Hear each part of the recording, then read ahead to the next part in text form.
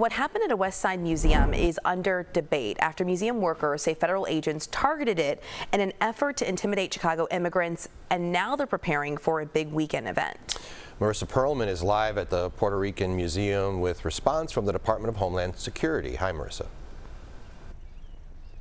Hey, Dave, Adrena, good to be with you. Yeah, the Department of Homeland Security says what the museum claims happened here is, quote, nonsense. But museum workers say those agents were here and that they were caught on camera surveilling the museum property.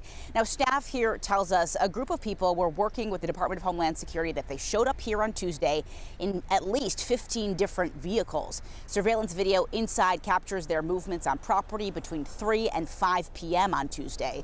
2 people from that group go inside. Staff says they asked to use the bathroom, but then ignored staff members' directions and started to walk around the museum.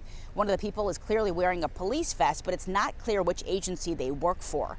We're told one person in the group said they work for Homeland Security, but did not elaborate any further on that. Supporters believe they were surveying the area of the museum ahead of a large festival that's planned for this coming weekend.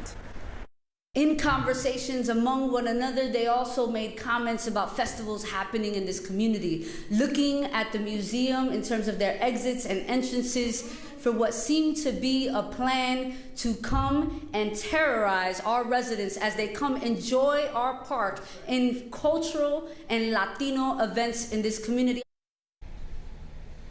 Here's what we're hearing from DHS this morning. In a statement, they say, quote, the claims are false. The Department of Homeland Security did not target the National Museum of Puerto Rican Arts and Culture.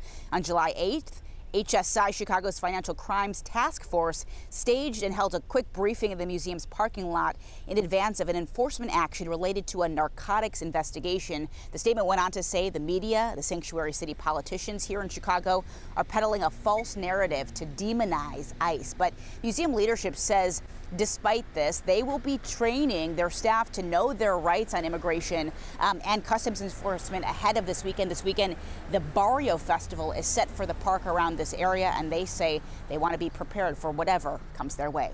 For now, we're live at Humboldt Park. I'm Marissa Perlman, CBS News Chicago.